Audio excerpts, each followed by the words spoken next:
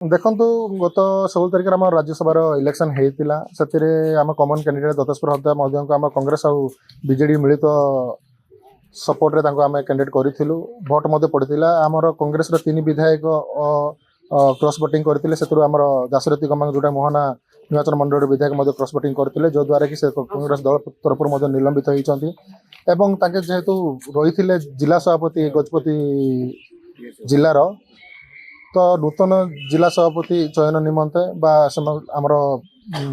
भक्तचरण दास निर्देश क्रमे जो पीसी सभापति निर्देश क्रम मुझे 7टा ब्लॉक गुड़ाक बुलाबुली करी म्यूनिसिपालिटी बोली एनएससी बोली आमर जो कांग्रेस कर्मी मान मत नेबी क्या जिला सभापति करागले भल हम जो कांग्रेस गजपति जिले सुदृढ़ पक्ष आलोचना करी आलोचना पर जहाँ भी ओपिनियन बाहर आम राज्य सभापति दाखल करी हाँ ब्लॉक सभापति मान यहाँ दिखाई टास्क गुड़ा से आज काली संध्या भितर से जो दाशरथी गमांग जो कांग्रेस को बेईमान कर कांग्रेस को बिक्री कर निर्वाचन मंडल तो तार कुशपुतलिया दाह करने समस्त निर्देश रही आज संध्यार मोहना ब्लॉक विभिन्न ब्लॉक किंतु आज संध्यार मोहना ब्लॉक जेहेतु एमती लोक गोटे जोटा कि कांग्रेस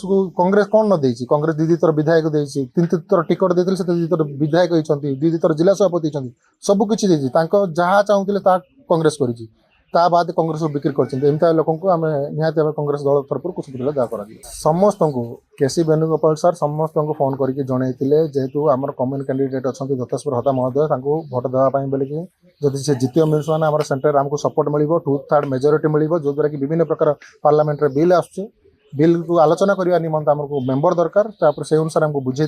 आम समस्त बुझे समस्त राजी होलु देवाई पार्टी लाइन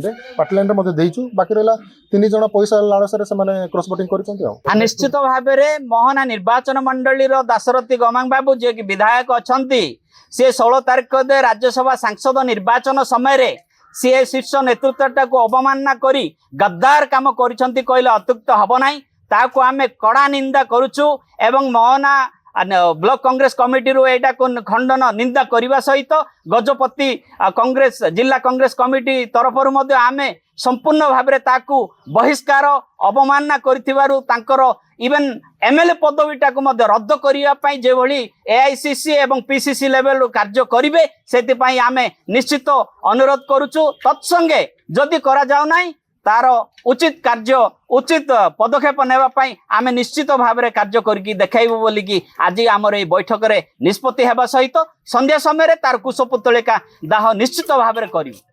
एई भिडियोटी आपनकु केमिति लागिला कमेंट करि जणांतु। धरित्री लाइव रो यूट्यूब एवं फेसबुक चैनल को सब्सक्राइब करंतु। अधिक खबर पई लॉगिन करंतु www.dharitri.com।